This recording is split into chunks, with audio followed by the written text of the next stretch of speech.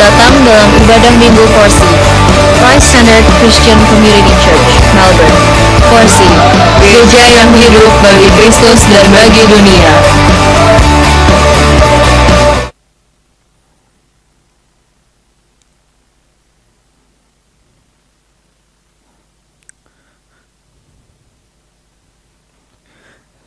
Selamat sore Jemaat Forsi yang dikasihi dalam Tuhan. Senang kita bisa dapat berbakti bersama-sama melalui siaran online. Mari kita mulai kebaktian kita pada hari ini dengan bersyukur kepada Tuhan karena kasih setia Tuhan yang telah begitu besar dalam hidup kita. Kita nyanyikan lagu Ku Bersyukur Bapa.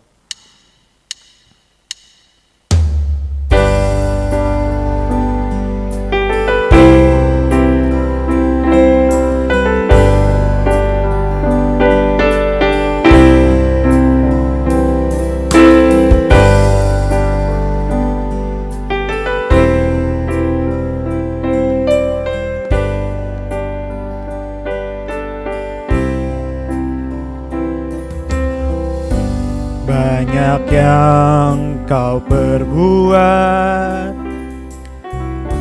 di dalam hidupku, rancangan indahmu terjadi di hidupku. Bapa yang mengerti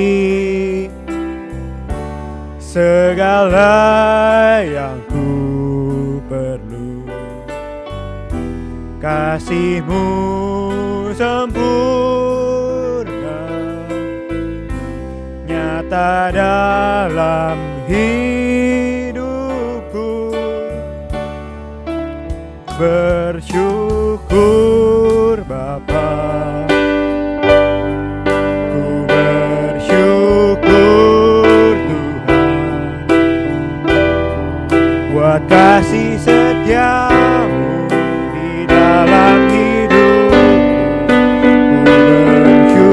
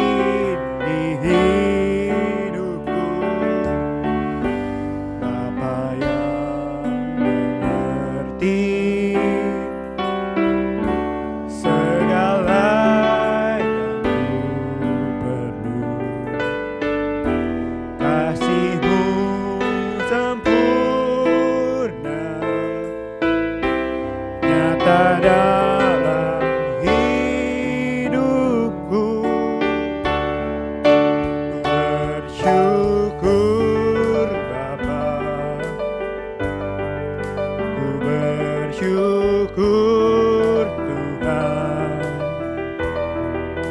buat kasih setiamu di dalam hidupku. Ku bersyukur, ku bersyukur Bapa, ku bersyukur Tuhan buat kasih setiamu di dalam hidupku. Ku bersyukur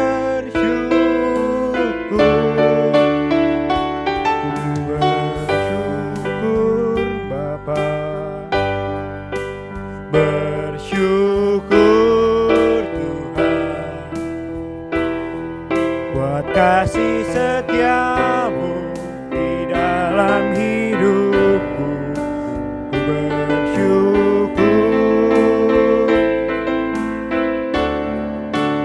bersyukur Bapa, ku bersyukur Tuhan buat kasih setiamu, buat kasih setiamu di dalam hidupku. Ku bersyukur Tuhan.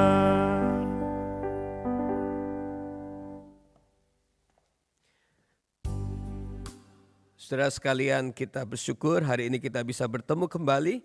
Ayat nats yang akan membuka untuk ibadah kita sore ini dari 1 Korintus 6 ayat 20. Sebab kamu telah dibeli dan harganya telah lunas dibayar. Karena itu muliakan Allah dengan tubuhmu. Mari kita serahkan kebaktian kita. Kita serahkan hati kita supaya roh Tuhan mengisi hati kita. Ibadah kita boleh menjadi ibadah yang memberkati, menumbuhkan iman dan memuliakan Tuhan. Kebaktian gereja Christ Center Christian Community Church yang diadakan dari Denham Street maupun dimanapun kami berbakti, kami mulai di dalam nama Allah Bapa, Putra dan Roh Kudus. Kiranya Kristus dimuliakan. Haleluya. Amin. Jemaat, sebelum kita masuki firman Tuhan, mari kita siapkan hati kita untuk menyambut firman Tuhan. Semoga firman Tuhan yang akan dibawakan bisa melengkapi kita untuk membuat kita terus menyembah Tuhan. Mari kita nyanyikan lagu Hati Hamba.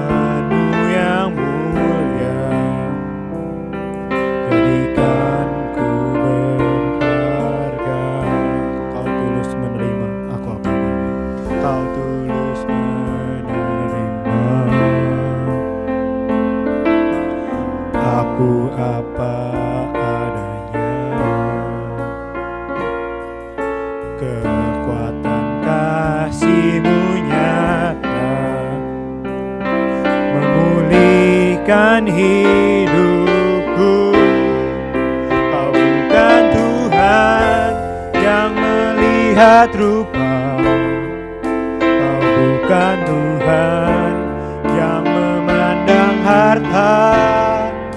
Hati hamba yang selalu Kau cari, biar Kau temukan di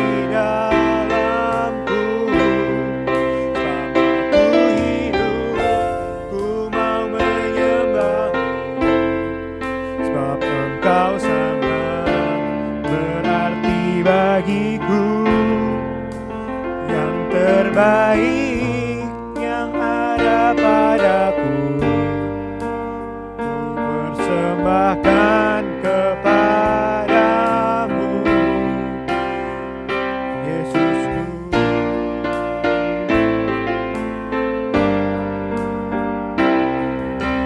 Ku tak dapat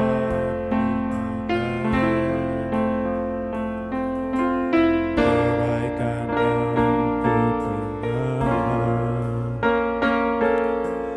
pengorbananmu yang mulia, ikan ku berharga. Kau tulus menerima, Kau tulus menerima.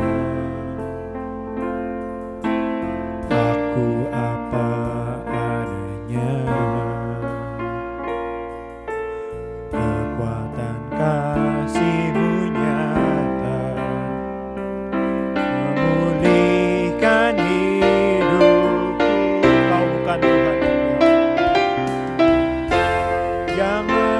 melihat rupa. Kau bukan Tuhan yang memandang harta hati hamba yang selalu kau cari,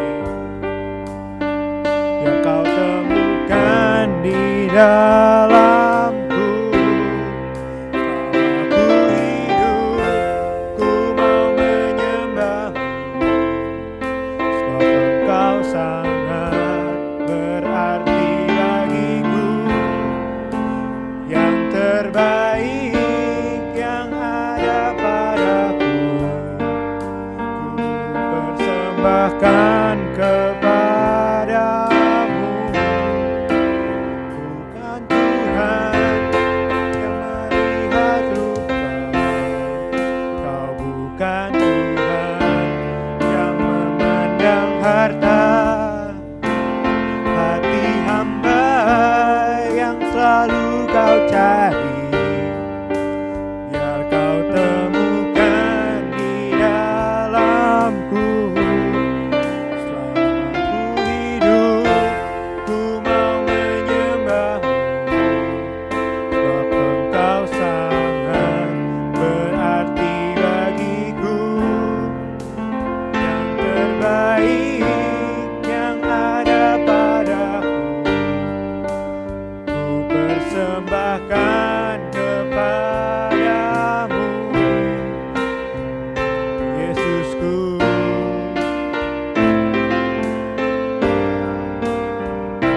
Yesusku,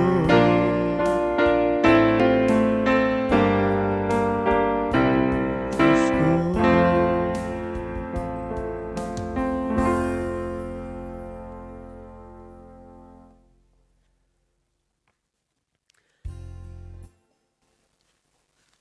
Ya, shalom Bapak Ibu sekalian. Saya berharap Bapak Ibu semua dalam keadaan yang baik. Dan saya percaya kita semua hari ini bersukacita.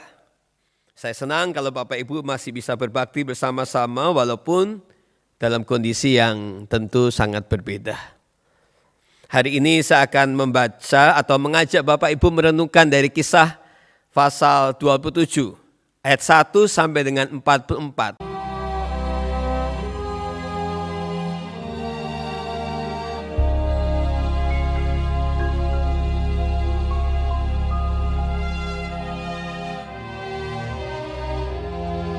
Kami akan berlayar ke Italia. Kami naik ke sebuah kapal dari Adramyttium yang akan berangkat ke pelabuhan-pelabuhan di sepanjang pantai Asia, lalu kami bertolak. Maka Paulus dan beberapa orang tahanan lain diserahkan kepada seorang perwira yang bernama Julius dari pasukan Kaisar. Julius memperlakukan Paulus dengan ramah dan memperbolehkannya mengunjungi sahabat-sahabatnya. Selama beberapa hari berlayar, kami hampir-hampir tidak maju, dan dengan susah payah Paulus memperingatkan mereka. Katanya, "Saudara-saudara, aku lihat bahwa pelayaran kita akan mendatangkan kesukaran-kesukaran dan kerugian besar. Bukan saja bagi muatan dan kapal, tetapi juga bagi nyawa kita." Tetapi perwira itu lebih percaya kepada jurumudi dan nakhoda daripada kepada perkataan Paulus. Pada waktu itu, angin sepoi-sepoi bertiup dari selatan. Tetapi, tidak berapa lama kemudian turunlah dari arah pulau itu angin badai yang disebut angin timur laut. Kapal itu dilandanya dan tidak tahan menghadapi angin haluan. Dan di situ dengan susah payah kami dapat menguasai sekoci kapal itu. Karena itu kami menyerah saja dan membiarkan kapal kami terombang-ambing. Maka pada keesokan harinya mereka mulai membuang muatan kapal ke laut.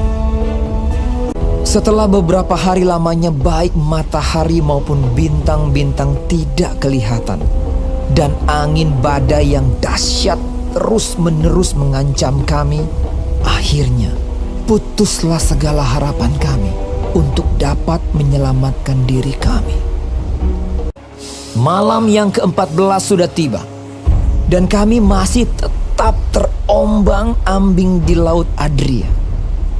Berdirilah Paulus di tengah-tengah mereka dan berkata, Tabahkanlah hatimu, saudara-saudara, karena aku percaya kepada Allah. Sebab tidak seorang pun di antara kamu yang akan binasa, kecuali kapal ini. Ketika hari menjelang siang, Paulus mengajak semua orang untuk makan.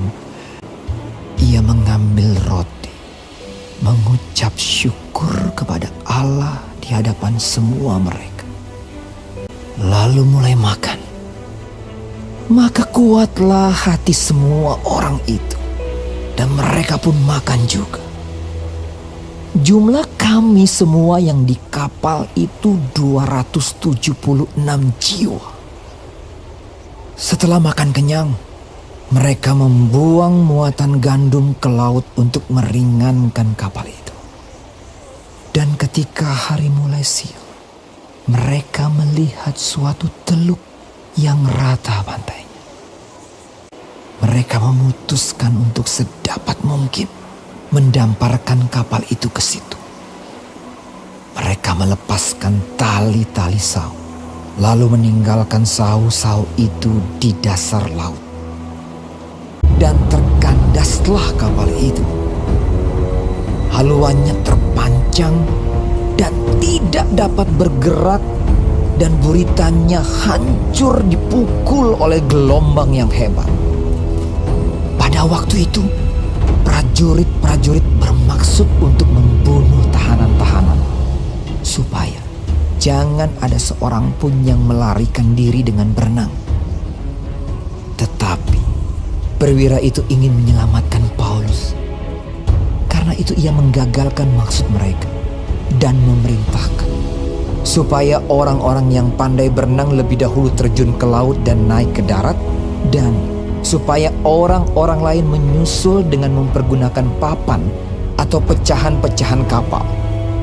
Demikianlah mereka semua selamat naik ke darat.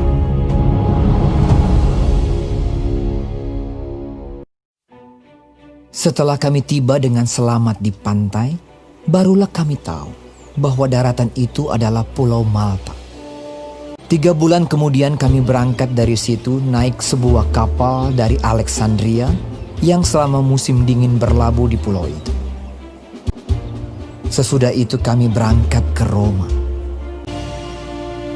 Setelah kami tiba di Roma, Paulus diperbolehkan tinggal dalam rumah sendiri bersama-sama seorang prajurit yang mengawalnya.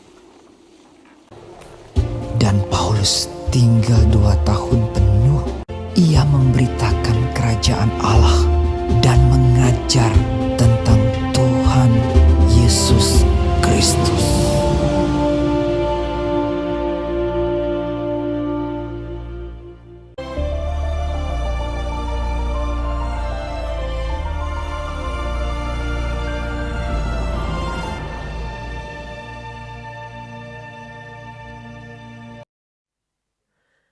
Ya, saudara sekalian, maaf videonya. Ada 2 hal yang saya minta maaf. Pertama, inilah internet saudara sekalian, kita ada halangan. Jadi saya bersyukur kalau Bapak Ibu dan Saudara masih setia berbakti walaupun terhalang dengan tertunda siaran tadi. Yang kedua, tadi filmnya terlalu panjang karena saya juga tidak bisa melihat filmnya. Tetapi intinya itulah ceritanya bagaimana Paulus, karena dia seorang Romawi, dibawa ke Roma untuk diadili.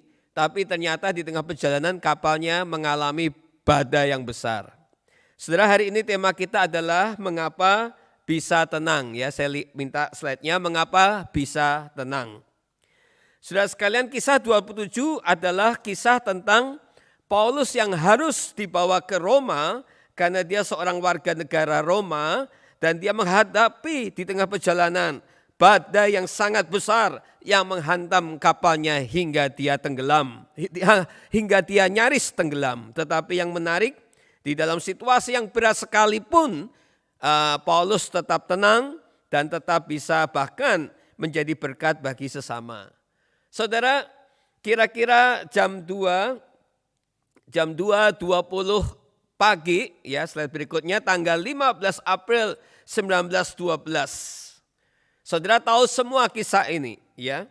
Buritan kapal Titanic perlahan melayang ke atas, menghadap bintang-bintang di langit di tengah samudra yang dingin. Lampu-lampu kapal mewah itu mati hidup, dan akhirnya mati untuk selama-lamanya. Saudara, ketika buritan itu sudah begitu tinggi menjulang, maka segera kapal itu menukik tajam masuk ke dalam air dan membawa 1.500 penumpang yang tidak lagi bisa menyelamatkan diri dari kapal mewah untuk tenggelam bersamanya. Saudara sekalian, saya percaya setiap kecelakaan pasti menimbulkan suatu pengalaman yang tidak nyaman, bukan? Saya percaya setiap kecelakaan, setiap peristiwa kecelakaan pasti akan menimbulkan di dalam hati kita suatu pengalaman yang mengerikan dan tidak nyaman. Apapun juga itu bentuk kecelakaan. Tetapi saya kira saudara sekalian, kengerian itu menjadi sejalan dengan lamanya kita mengalami atau melihat kecelakaan itu terjadi. Kecelakaan itu sendiri memang mengerikan, tetapi kalau kita menyaksikan pengalaman kecelakaan itu begitu lama, maka kengerian itu akan menjadi berlipat-lipat kali ganda. Betul tidak, saudara sekalian? Saudara, sejak kita tidak bisa berbakti secara in person mulai tanggal 22 Maret 2020, maka sudah lebih 4 bulan kita berada di musim pandemi COVID-19. 4 bulan saudara sekalian kurang lebih kita tidak berbakti. Saudara, kalau musim-musim saja ada periodenya. Kalau musim semi, musim winter, kita tahu kapan musim itu berakhir. Minta maaf saudara sekalian, berbeda dengan musim COVID-19. Kita tahu kapan mulainya. Tetapi jujur saya ingin katakan, mungkin hari ini pun kita tidak tahu kapan musim ini akan selesai. Kapan musim COVID-19 ini akan berakhir. Bahkan misalnya New Zealand justru sekarang kembali memasuki masa-masa lockdown state 3 karena munculnya kasus-kasus COVID-19 yang baru. Saudara sekalian, persoalan itu memang mengerikan, tetapi ketika kita menghadapi persoalan dalam tempo yang begitu lama, maka kengerian, kegelisahan itu akan mencapai puncaknya dan makin membuat kita tidak bisa tenang. Saudara, saat itu orang-orang Yahudi di dalam Kisah 27 menangkap Paulus karena dianggap mengajarkan ajaran sesat. Namun karena Paulus seorang warga negara Romawi, maka dia diperhadapkan kepada para penguasa Romawi di daerah-daerah Yahudi. Dan ketika Paulus akhirnya minta banding, maka mau tidak mau dia harus dibawa ke Roma. Nah, seluruh perjalanan dari Yerusalem sampai ke Roma itulah yang dicatat dalam Kisah 27 ini. Nah, sudah di tengah perjalanan seperti video yang tadi disaksikan, kapal mereka menghadapi terpaan badai yang dahsyat. Saudara sekalian, ini merupakan kisah tentang perjuangan manusia melawan badai yang sangat luar biasa, sangat detail. Dan memberi banyak pelajaran iman bagi saudara dan saya. Yang menarik saudara sekalian, di dalam peristiwa ini kita melihat bagaimana Paulus tetap tenang. Paulus tetap tenang walaupun kapal mereka terombang-ambing selama 14 hari. Saudara sekalian, yang menjadi pertanyaan kita, apakah rahasia untuk tetap tenang di tengah badai COVID-19 ini? Apa rahasia tetap tenang di tengah badai persoalan hari-hari ini? Saudara sekalian, rahasia yang pertama adalah mari kita menyadari kemahahadiran Allah di dalam hidup kita. Slide berikutnya. Mari kita menyadari kemahahadiran Allah di dalam hidup saudara dan saya. Saudara sekalian, salah satu episode, setelah satu episode tentang bagaimana mereka mulai berlayar, maka mulai dari ayat 14 sampai 20 bercerita tentang badai yang menghantam kapal mereka. Saudara, mulai ayat 14 sampai dengan 20 ceritanya tentang badai yang menghantam kapal mereka. Tapi saudara sekalian perhatikan mulai dari ayat 23 suasana ceritanya kemudian berubah. Dalam ayat 23 dikatakan, karena tadi malam seorang malaikat dari Allah, yaitu dari Allah yang aku sembah sebagai miliknya, berdiri di sisiku.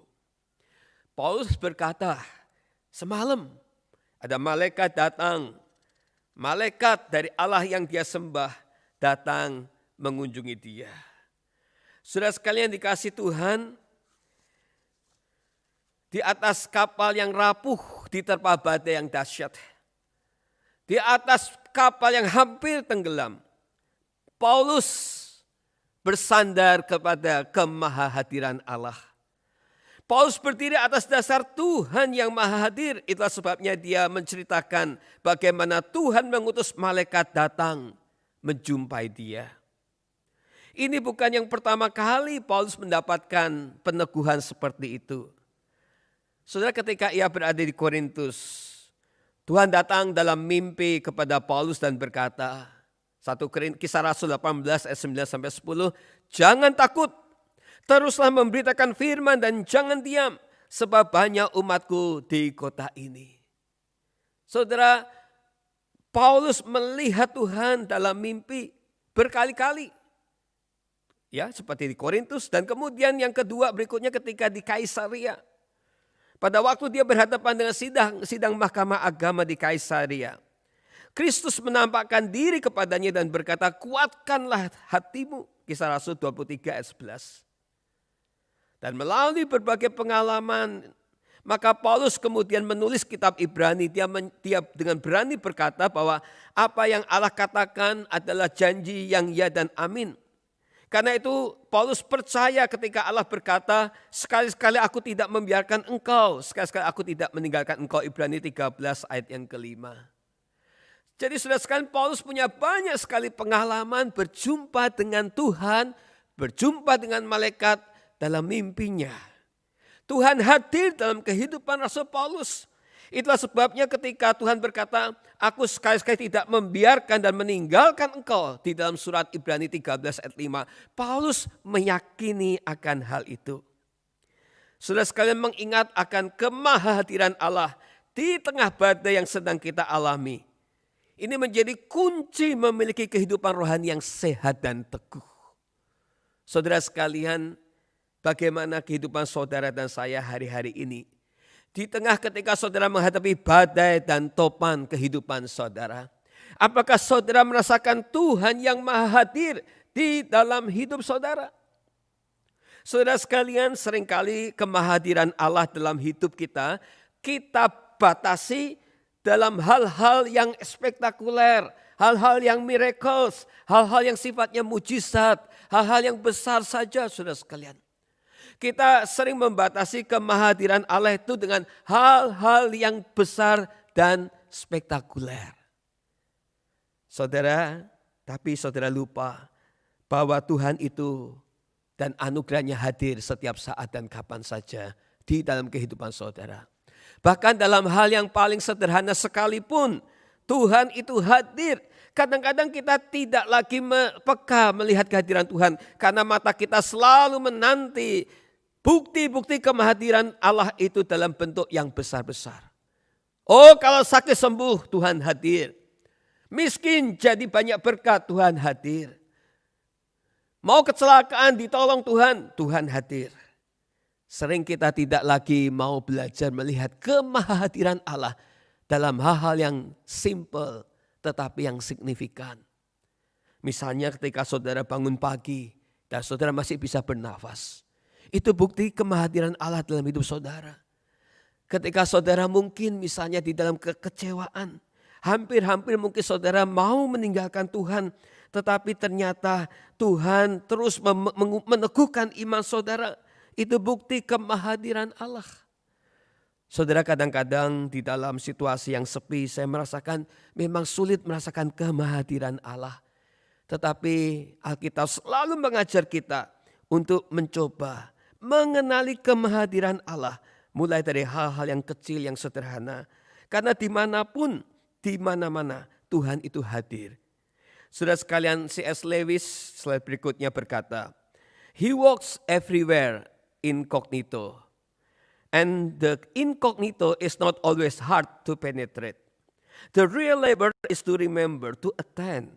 In fact, to come awake. Still more, to remain awake. Saudara sekalian, Tuhan itu berjalan.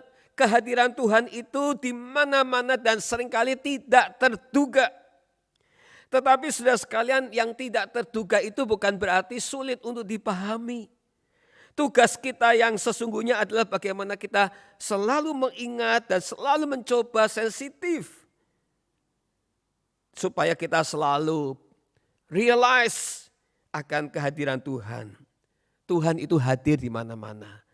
Karena itu saudara sekalian, menghadapi musim yang tidak pasti ini, menghadapi badai kehidupan, mari saudara sekalian, kita kalau mau menjadi tenang, mari kita percaya bahwa Tuhan itu hadir di dalam kehidupan kita.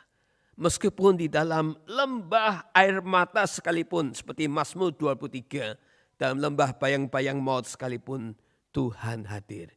Tuhan hadir di mana-mana. Saudara sekalian, itu yang pertama. Nah, yang kedua, saudara sekalian, bagaimana supaya kita bisa tenang? Mari kita mengakui kita ini miliknya Tuhan. Mengakui kepemilikan Allah atas kita. Saudara sekalian, Paulus begitu tenang menghadapi badai yang menerpa kapal mereka. Karena disebabkan dia tahu bahwa dia adalah milik Allah. Dalam ayat 23 sekali lagi dikatakan, karena tadi malam seorang malaikat dari Allah, yaitu dari Allah yang aku sembah sebagai miliknya. Saudara dan saya milik Tuhan. Tuhan memiliki kita. Paulus begitu sadar bahwa dia adalah milik Tuhan. Saudara sekalian, bagaimana sih Allah menggambarkan bahwa kita ini adalah milik Allah? Ada beberapa gambaran, misalnya dalam Efesus pasal 5, dalam Kidung Agung pasal 2. Di sana dikatakan, kekasihku kepunyaanku dan aku kepunyaan dia. Saudara sekalian, Allah menggambarkan bahwa hubungan Allah dengan umatnya itu seperti pengantin wanita yang menjadi milik dari mempelai pria.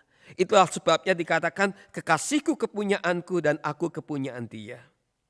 Alkitab juga menggambarkan bagaimana hubungan Allah yang memiliki kita dengan gambaran hubungan yang intim antara suami dan istri di dalam Efesus pasal 5. Sekali lagi saudara sekalian, kita milik Tuhan digambarkan dalam hubungan suami dan istri. Saudara sekalian, betul kita milik Allah, tetapi Allah memiliki kita dengan suatu tingkat hubungan yang sangat indah dan personal. Seperti domba dengan sang pemilik. Yesus berkata begini, akulah gembala yang baik. Aku mengenal domba-dombaku dan domba-dombaku secara personal mengenal aku. Itu adalah gambaran yang lain bagaimana hubungan Allah dengan umatnya. Bagaimana kita dalam hubungannya dengan Tuhan. Saudara sekalian, Alkitab juga menggambarkan bagaimana hubungan saudara sebagai miliknya Tuhan itu seperti hubungan seorang anak dengan orang tuanya. Kita milik Allah karena di dalam 1 Korintus pasal 6 dikatakan kita telah dibeli dan harganya telah lunas dibayar. Dalam ayat ke-19 sampai dengan 20 dikatakan, kamu bukan milik kamu sendiri sebab kamu telah dibeli dan harganya telah lunas dibayar. Jadi saudara sekalian, hubungan antara kita yang dimiliki Allah itu seperti seorang kaya yang membeli kita dari pasar budak. Dulu kita bukan milik siapa-siapa, dulu kita seorang budak, tetapi kemudian dibeli oleh seorang kaya, yaitu Tuhan kita sendiri. Dan dibeli bukan dengan uang dan permata, tapi dibeli dengan darah yang mahal. Sehingga hidup kita sekarang merdeka, tapi sekarang kita menjadi miliknya Tuhan kita, yaitu Juru Selamat Yesus Kristus. Jadi saudara sekalian, di sini ada gambaran. Kita adalah milik Allah, digambarkan dalam hubungan suami istri, dalam hubungan domba dengan sang gembala, dalam hubungan orang anak dengan orang tua, dalam hubungan seorang budak dengan sang pemilik yang baru. We are belong to God. Saudara dan saya adalah milik Tuhan. Saudara, Paulus menyadari bahwa dirinya adalah milik Allah. Maka karena itu walaupun di tengah badai sekalipun, dia bisa teguh kuat walaupun badai menimpa hidupnya. Saudara sekalian, bagaimana kehidupan saudara dan saya hari ini? Mungkin saudara sedang menghadapi badai kehidupan. Sering kita bertanya kapan kita melewati musim COVID-19 ini. Tapi percayalah saudara sekalian, saudara dan saya adalah milik Tuhan. Saudara adalah biji mata Tuhan. Saudara disayang dan dikasih Tuhan. Kita adalah miliknya Tuhan. Karena itu jadilah tenang, tinggallah tenang, dan percaya hidup kepada Dia. Jujur saudara sekalian, sering juga saya bertanya kapan semuanya ini akan selesai. Saya ingat sekali pada bulan Maret ketika Victoria dan Australia mulai mengalami virus COVID-19. Saya berkata kepada diri saya, paling 3 bulan. Maret, April, Mei. Nanti winter juga sudah bisa kita kembali normal. Tapi saudara sekalian, apa yang terjadi? Sampai sekarang kita masih dalam keadaan lockdown. Dan beberapa state mulai kembali meningkatkan keketatannya lagi. Aturan-aturan semakin diperketat. Kita tidak pernah tahu kapan semuanya ini akan selesai. Tetapi saudara sekalian, saya percaya saya ini miliknya Allah. Kadang-kadang juga saya bertanya, saya takut kalau saya kena COVID-19. Tetapi saya mendengar firman Tuhan ini dan saya berkata, saya milik Tuhan. Tuhan tahu yang terbaik buat saya. Tidak ada satupun yang bisa memisahkan kita dari kuasa Tuhan dalam surat Roma pasal yang ke-5. Apakah itu malapetaka, kesusahan, penderitaan, tidak ada satupun yang bisa memisahkan. Karena kita adalah milik Tuhan. Tidak ada satupun yang bisa memisahkan kita dari Tuhan. Hari ini beberapa teman sudah kembali ke Indonesia. Ada yang for good, ada yang pulang sementara karena studinya online. Mungkin secara badan kita terpisah. Tapi saya percaya hati kita tetap satu. Apalagi saudara sekalian, kita dengan Tuhan. Walaupun kita menghadapi ancaman bahaya hidup yang sekalipun beratnya, saudara dan saya tetap adalah milik Tuhan. Karena itu mari kita tetap tinggal tenang. Yang ketiga saudara sekalian, bagaimana Rasul Paulus tetap bisa tenang ketika menghadapi badai kehidupan. Yang ketiga adalah dia menjalani hidup ini sebagai bagian dari misi Allah. Dia menjalani hidup sebagai bagian misi Allah. On duty. Saudara, di atas kapal itu walau di tengah badai sekalipun Paulus tidak gentar. Karena dia tahu bahwa dia sedang berada di dalam tugas pelayanan.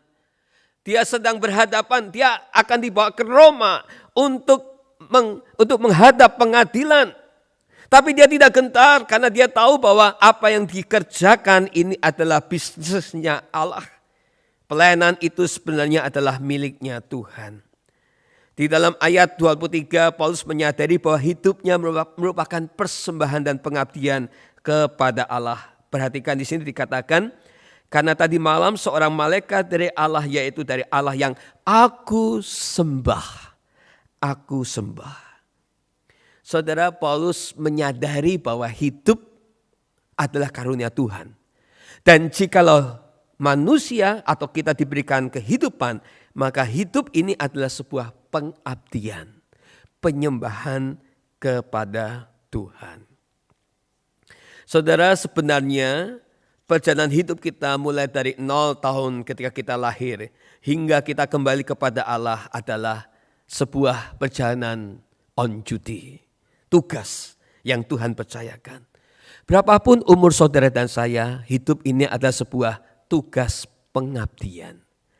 Tuhan ingin melihat apakah hidup yang Tuhan karuniakan kepada saudara dan saya boleh dipakai untuk memuliakan Tuhan atau tidak. Saudara sekalian, sesungguhnya 2 tahun sebelum kisah 27 ini, Allah telah menampakkan diri kepada Paulus ketika ia ditahan di Kaisaria. Di sana Tuhan sudah mengingatkan bahwa Paulus harus ke Yerusalem. Paulus akan menghadapi banyak kesulitan, tapi dia harus ke Yerusalem untuk bersaksi di sana. Jadi saudara sekalian, perjalanan ke Yerusalem kali ini saudara sekalian memang merupakan bagian dari rencana Allah, dan Paulus memang akhirnya taat. Dia tidak gentar, dia tidak lari, tapi dia menyerahkan dirinya untuk memang dibawa ke Yerusalem. Karena itu saudara sekalian, dia tidak takut, karena pada waktu dia pergi ke Yerusalem dia tahu perjalanan ini adalah perjalanan yang merupakan perjalanan yang ditugaskan oleh Tuhan. Saudara sekalian, dia tidak gentar. Sampai di sini kita ingat tentang Yunus. Walaupun sama-sama ada di dalam kapal, persis seperti Paulus. Sama-sama diterpa angin badai. Sama-sama hampir tenggelam. Tetapi yang berbeda adalah Yunus justru menolak untuk melayani Allah. Dia harusnya pergi ke Niniwe, tapi malahan dia pergi ke Tarsis. Dia harusnya pergi ke kota yang sudah ditunjukkan oleh Allah, tapi justru dia meninggalkan panggilan Tuhan, pergi ke Tarsis. Saudara sekalian, jikalau Paulus justru meyakinkan orang di dalam kapal itu bahwa mereka pasti tidak akan binasa kalau mereka percaya kepada Paulus dan percaya kepada Allah yang disembah Paulus, maka saudara sekalian justru Yunus di dalam kapal yang terombang-ambing itu justru diyakinkan oleh orang-orang kafir. Mereka justru berkata, bukankah engkau hamba Allah? Mengapa engkau tidak percaya? Saudara sekalian, berbeda.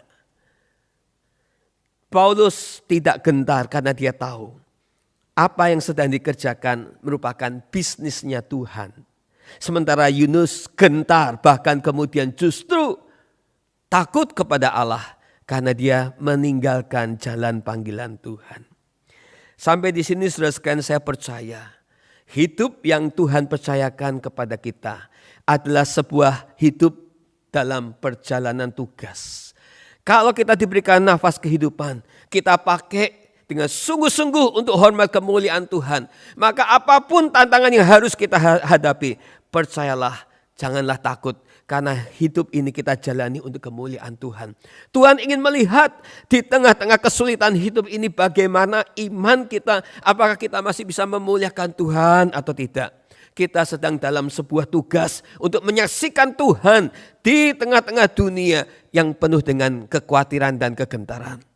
Karena itu kalau kita percaya bahwa hidup ini adalah sebuah tugas yang Tuhan percayakan kepada kita, maka walaupun kita menghadapi ancaman bahaya sekalipun apapun juga, saya percaya kita tidak akan gentar.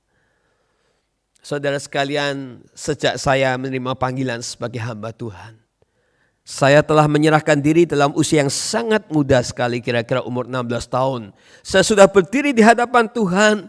Saya tahu hidup saya pun penuh dengan cita-cita. Tetapi pada waktu usia 16 tahun itu saya berdiri di hadapan Tuhan dan berkata, Tuhan, inilah hidupku, ku persembahkan kepadamu. Karena itu saudara sekalian, saya tidak pernah takut kemanapun Tuhan pimpin. Menghadapi apapun juga, karena saya tahu hidup yang Tuhan percayakan kepada saya, ini adalah sebuah perjalanan tugas yang Tuhan titipkan kepada saya. Karena itu saya tidak pernah gentar. Kalau saya melakukan hidup saya dengan baik di hadapan Tuhan, pasti Tuhan melindungi. Karena ini adalah tugas yang Tuhan percayakan kepada saya. Saudara sekalian, hari-hari ini kalau saudara sebagai aktivis gereja, saudara kalau sebagai seorang pekerja, kalau saudara mau pergi keluar rumah untuk bekerja, saudara harus punya permitted working permit. Saudara harus mengisi nama, kerja di mana, jam berapa. Termasuk volunteer di gereja pun harus punya surat izin kerja. Saudara sekalian, kalau kita pergi dengan surat itu, saudara sekalian, kemanapun kita pergi sesuai kepada tempat tujuan kerja kita. Andai kata ada orang mempertanyakan, kamu mau kemana? Ada polisi bertanya, kamu mau kemana? Kita hanya berkata, ini working permit saya. Ini surat tugas saya. Kita jelas, kita ada pendukungnya. Saudara sekalian, saya percaya juga sama dengan kita. Jikalau dalam hidup ini kita menghadapi banyak badai, banyak kesulitan. Ingat, kita ini sedang diizinkan Tuhan hidup di dalam dunia untuk menyaksikan Tuhan bagi dunia. Karena itu apapun kesulitan kita, kita tunjukkan kepada dunia. Saya ada di dunia karena diutus oleh Tuhan. Karena itu saya tidak pernah takut menghadapi apapun juga. Saya akan tenang karena saya hidup juga adalah sebuah tugas Allah bagi saya. Saya ada sampai hari ini adalah sebuah tugas saya. Tugas yang Tuhan berikan kepada saya. Ada saatnya, waktunya tiba, saya harus kembali kepada Dia. Tugas selesai. Jadi saudara sekalian, selama saudara dan saya hidup, ini adalah bukan hidup saudara. Waktu hidup yang saudara terima adalah sebuah titipan yang harus kita lakukan dengan baik-baik. Kita sedang dalam perjuangan, dalam sebuah tugas. Karena itu jangan takut menghadapi apapun juga. Tunjukkan keyakinan kepada dunia bahwa Tuhan yang mengutus saudara adalah Tuhan yang memelihara hidup saudara sekarang bahkan nanti. Nah, yang terakhir saudara sekalian, mengapa Paulus tetap tenang di tengah badai kehidupan? Karena Paulus mengizinkan Allah memproses iman percayanya. Saudara sekalian, untuk kita bisa tenang menghadapi kehidupan ini, maka izinkan Allah memproses iman percaya kita. Saudara, di tengah badai yang besar itu, Paulus meyakinkan orang-orang di dalam kapal itu bahwa Allah adalah pribadi yang bisa dipercaya, pribadi yang dapat dipercaya. Saudara, mungkin pada saat mereka gelisah, mereka takut saudara sekalian karena badai yang begitu besar menerpa perahu mereka. Mungkin Paulus berteriak kepada mereka, tabahkanlah hatimu saudara-saudara. Karena Tuhan sudah berkata kepadaku, semua orang yang ada di kapal ini tidak akan selamat. Paulus berusaha menenangkan mereka.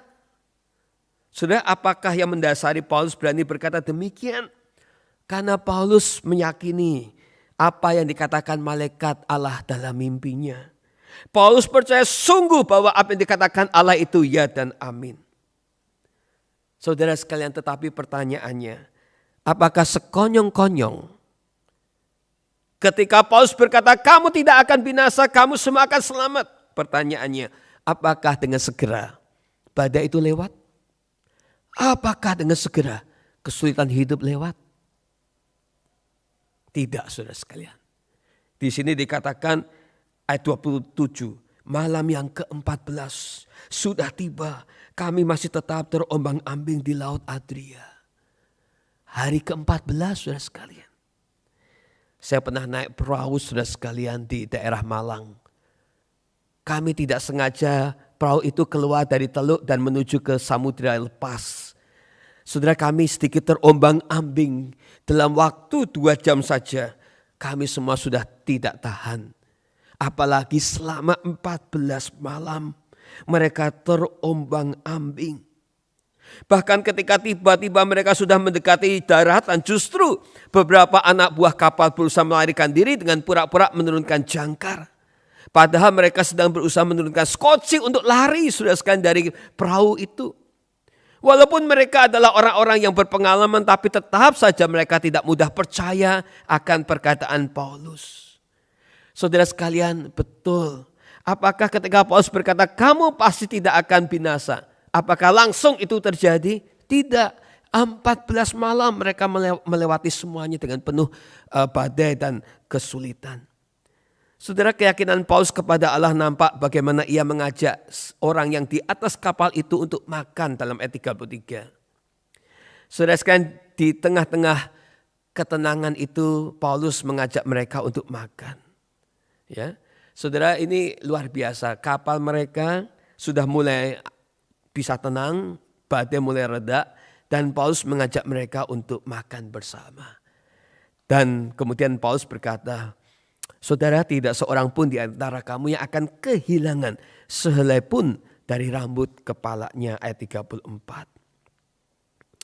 Saudara sekalian, karena itu Paulus berkata, supaya kamu makan dahulu. Hal itu perlu untuk keselamatanmu. Tidak ada seorang pun di antara kamu akan kehilangan sehelai pun dari rambut kepalanya. Saudara, bicara sehelai rambut di kepala, itu menarik. Karena di Alkitab ada 2 cerita yang boleh saya ungkapkan tentang Tuhan tidak izinkan sehelai rambut jatuh tanpa seizin Tuhan. Yang pertama, saudara, suatu kali Absalom, salah satu anak Raja Daud, saudara sekalian, dia membunuh Amnon karena Amnon telah bersinah dengan Tamar saudaranya. Akhirnya karena itulah Absalom lari dari Raja Daud. Suatu kali saudara sekalian Nabi Yoab tahu bahwa Daud merindukan Absalom.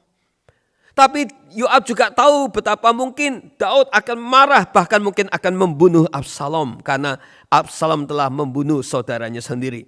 Maka Yoab menguji kebijaksanaan Daud dengan mengutus seorang perempuan Tekoa untuk berpura-pura sebagai janda yang memiliki 2 anak. Janda itu disuruh untuk datang kepada Daud dan berkata, "Rajaku, aku punya 2 anak dan mereka saling membunuh. Dan sekarang yang tinggal dan kakaknya mati karena adiknya membunuh kakaknya. Nah sekarang keluarga suamiku berusaha ingin membunuh anak yang terakhir ini juga. Karena mereka benci mengapa anak ini membunuh kakaknya.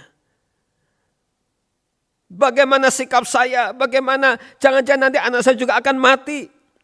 Saudara sekalian, ketika Daud mendengar perkataan dari janda itu, raja berkata, "Demi Tuhan yang hidup, sehelai rambut pun dari kepala anakmu tak akan jatuh ke bumi." 2 Samuel 14 ayat 11. Demi Tuhan yang hidup, sehelai rambut anakmu pun tidak akan jatuh ke bumi. Kalau seorang Raja Daud saja bisa demikian menjanjikan keselamatan bagi anak janda itu, apalagi Yesus Tuhan kita. Yesus sendiri juga pernah berkata, "Bahkan rambut di kepalamu tidak terhitung semuanya. Kamu tidak bisa menghitung rambut di kepalamu." Lukas 12 ayat 7. Dan Yesus berkata, "Tetapi tidak sehelai pun dari rambut kepalamu akan hilang." Saudara sekalian, apakah kita masih bisa percaya kepada perkataan Yesus? Tidak satu helai pun, kamu memang tidak bisa hitung rambut di kepalamu, tetapi satu helai pun tidak akan hilang jikalau Tuhan tidak izinkan. Menjadi pertanyaan buat saudara dan saya, apakah saudara dan saya masih bisa mempercayai perkataan Yesus? Saudara sekalian, pertanyaan buat saudara dan saya hari ini adalah, mengapa sih kita sulit percaya kepada Yesus? Mengapa sih saudara dan saya sulit percaya kepada firman Tuhan? Jika Yesus berkata, "Tenang, percaya kepadaku." Mengapa kita sebagai orang Kristen hari-hari ini tidak mudah, betapa sulitnya kita percaya kepada Tuhan? Karena seringkali saudara sekalian, slide berikutnya, kita ini objective oriented. Sementara Tuhan lebih fokus kepada proses oriented. Kita ini maunya hasil. Tuhan, saya minta COVID lewat. Saudara pikir dengan amin, saudara bisa mendapatkan. Dan kalau saudara tidak mendapatkan, maka hilanglah iman saudara. Saya berharap segera saya dapat pekerjaan, amin. Dan ketika amin ternyata saudara tidak mendapat pekerjaan, saudara juga kehilangan iman kepada Tuhan. Itu yang namanya objective oriented. Tapi Tuhan lebih senang yaitu mengalami atau lebih fokus kepada proses oriented. Hasilnya itu nanti. Yang penting bagaimana pergumulan saudara dengan Tuhan. Apakah Tuhan memang mengabulkan seperti yang engkau minta atau memberi yang lain atau tidak memberi sekalipun. Yang penting adalah bagaimana pergumulan kita dengan Tuhan. Proses oriented. Itu lebih penting bagi Tuhan daripada hasil atau objective oriented. Karena itu saudara sekalian, walaupun hari ini sepertinya musim COVID belum reda. Sepertinya kesulitan belum juga selesai. Baru kita menikmati ketenangan, mungkin kita harus menghadapi pergumulan yang lain. Tapi yang diminta Tuhan adalah proses. Dan di dalam proses itulah Tuhan berjalan bersama kita. Karena itu jadilah tenang saudara sekalian. Karena dengan kita percaya bahwa Tuhan Allah kita itu memproses iman percaya kita. Maka pasti Tuhan bekerja bersama-sama untuk mendatangkan kebaikan buat saudara dan saya. 4 hal saudara sekalian kalau saudara dan saya hari ini mau tenang, tinggal tenang menghadapi masalah hidup kita. Yang pertama, sadarilah kemahadiran Allah dalam hidup saudara tiap saat. Walaupun jadilah peka melihat karya Tuhan di tengah-tengah hidup saudara. Nah yang kedua saudara sekalian, akui hidup ini miliknya Allah. Kalau Tuhan yang memiliki hidup kita, serahkan, jangan takut saudara sekalian. Tuhan pasti jaga kita seperti biji matanya. Yang ketiga, jalani hidup ini sebagai misi Allah. Anda hidup ini ada sebuah tugas. Dan tugas ini tugasnya Tuhan. Kalau Tuhan yang memberi tugas, Tuhan pasti menjaga kita hingga kesudahannya. Dan yang terakhir, Izinkan Allah memproses iman percaya kita. Jangan objektif oriented, proses oriented. Tuhan ingin kita lebih dekat, lebih bergumul, mau bergumul bersama dengan Tuhan. Karena itu bisa saja waktu Tuhan dekat, waktu Tuhan lama, kita tidak tahu. Yang penting prosesnya itu benar, nanti hasilnya pun benar. Bagaimana saudara bergumul dengan Tuhan, maka pada akhirnya Tuhan pasti akan menjawab yang terbaik bagi saudara. Saudara, saya memang senang dengan lagu Waktu Tuhan. Karena itulah setahun yang lalu pada waktu kita memulai gereja ini, lagu ini menjadi lagu seperti lagu tema hidup saya. Kalau memang waktunya tiba, maka hasil pergumulan itu pun akan nyata. Tapi berfokus kepada proses. Dan kalau bicara proses, kadang-kadang waktunya bisa singkat, waktunya bisa panjang. Tapi kalau kita percaya waktu Tuhan, maka semuanya akan jadi indah. Mulai minggu ini saya akan berusaha. Mulai dari selesai khotbah, saya akan minta beberapa orang kalau bisa menyanyi menjadi saudara bisa merenungkan firman Tuhan sambil mendengarkan pujian. Dan hari ini kembali kita nyanyikan lagu Waktu Tuhan yang akan dinyanyikan oleh Emily, khusus direkam dan musiknya dibuat oleh Herdian, seorang musisi dari gereja kami di Jakarta. Biarlah lagu ini menolong saudara mengerti bahwa yang penting bukan hasil, tapi proses kita bergumul dengan Tuhan. Itu yang akan membuat kita mengalami ketenangan bersama dengan Tuhan. Tuhan memberkati.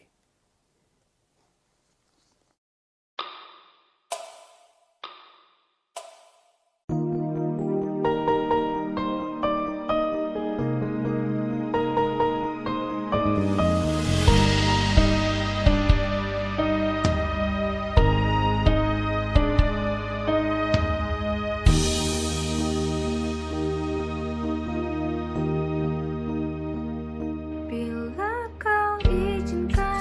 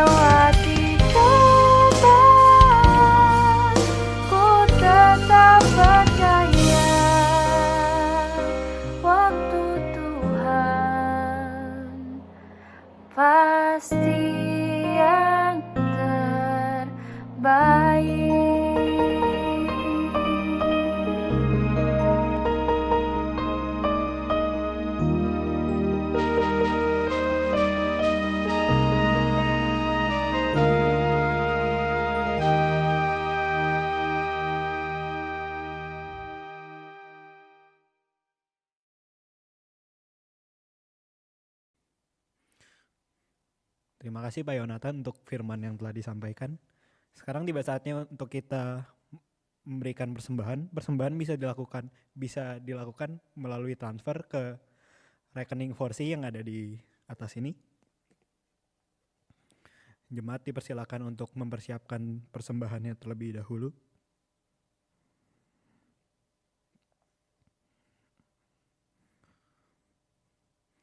Ayat persembahan pada hari ini diambil dari Yunus 2 ayat 9. Tetapi aku dengan ucapan syukur akan kupersembahkan korban kepadamu. Apa yang kunasarkan akan kubayar. Keselamatan adalah dari Tuhan. Mari kita bersatu dalam doa. Tuhan, terima kasih Tuhan atas kasih setiamu yang melimpah dalam kehidupan kami ya Tuhan. Baru saja kami juga mendengarkan sedikit dari firman-Mu. Buatlah kami untuk bisa mengerti dan juga mengaplikasikannya dalam kehidupan kami sehari-hari. Dan juga ya Tuhan, kami baru saja memberikan sedikit dari apa yang kami punya. Semoga persembahan kami ini dapat digunakan untuk gereja-Mu di tempat ini untuk memperluas kerajaan-Mu di bumi. Terima kasih Tuhan, dalam nama Tuhan Yesus kami berdoa. Amin. Mari jemaat sekalian kita akhiri ibadah kita pada sore hari ini. Setelah ini kita akan melakukan aktivitas kita masing-masing. Pasti dalam melakukan aktivitas kita banyak tantangan. Tapi satu hal yang pasti, bahwa Tuhan beserta dengan kita. Mari kita nyanyikan lagu Walau Seribu Rebah.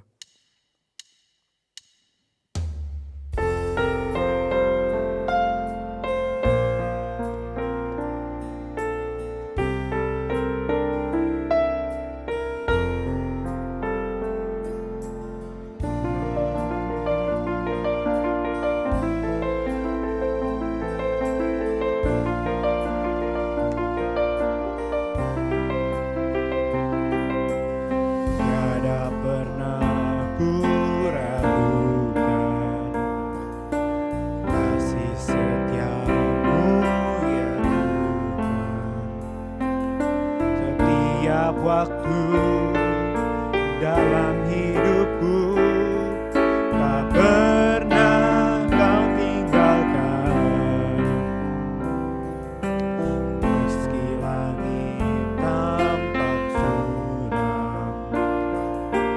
awan gelap pun menghadang. Hadapi badai, lewati gelombang, pernah kau tinggalkan diriku.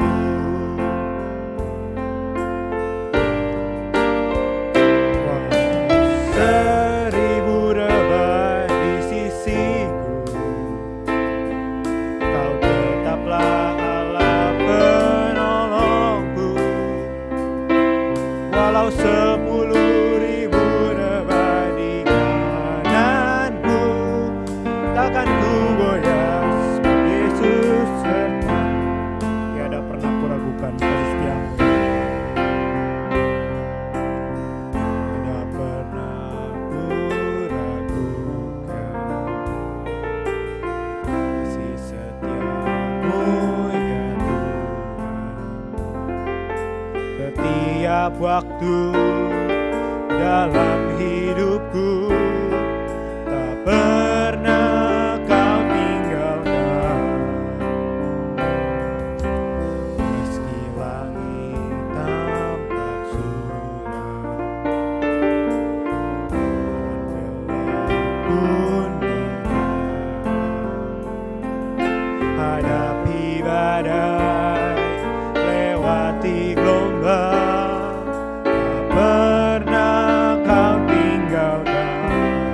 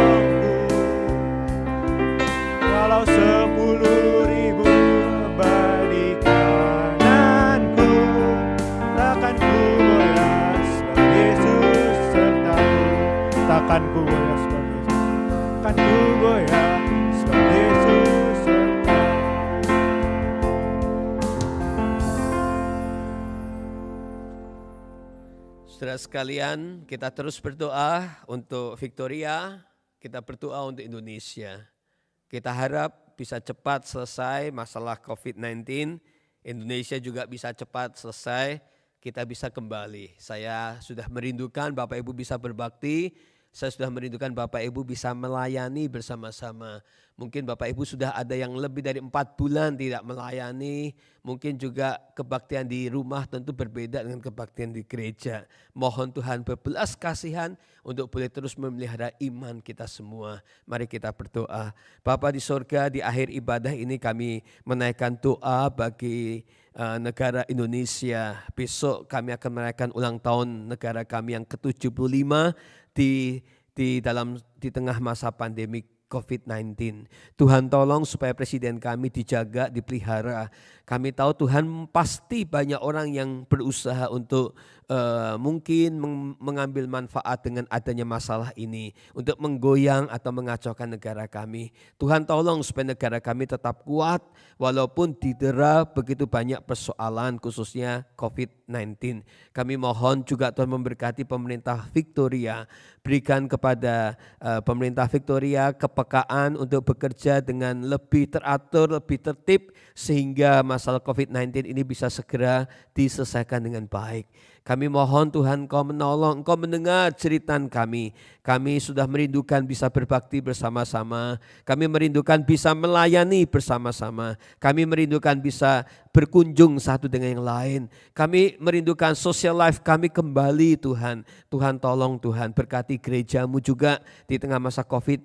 Di gereja di mana-mana pun tempat berada. Supaya gereja tetap boleh hidup. Jangan biarkan masa-masa ini membuat iman kami lemah. Tapi biarlah pengharapan kami semakin kuat di dalam Tuhan. Kami menyerahkan jemaat senior kami semua, jemaat-jemaat juga student di dalam tangan kasih Tuhan. Berkati mereka di dalam hidup mereka masing-masing. Tambahkan ketenangan di tengah-tengah masa-masa seperti ini. Juga berkati bagi beberapa anak-anak student yang kemarin sudah kembali, khususnya sekali lagi untuk Kenny yang for good, juga terus berdoa buat Andre, Engkau berkati supaya di Indonesia mereka juga boleh menemukan masa depan dan pekerjaan yang terbaik. Terima kasih Bapa di sorga. Inilah doa dan sembahyang kami. Berkati minggu yang baru, biarlah kami boleh berjalan bersama dengan Tuhan. Sehingga kami boleh memiliki ketenangan hidup kami. Terima kasih Bapa, di dalam nama Tuhan Yesus kami memohon berkat sebelum kami meninggalkan tempat ini. Kiranya anugerah damai sejahtera dari Allah Bapa, cinta kasih dari Yesus Kristus, persekutuan kasih mesra dari Allah Roh Kudus menyertai hidup saudara sekarang bahkan sampai selama-lamanya. Sepanjang jalan Tuhan memberkati. Amin. Amin.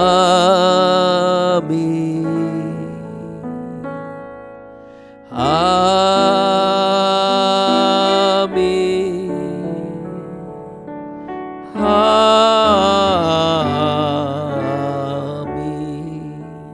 Amin.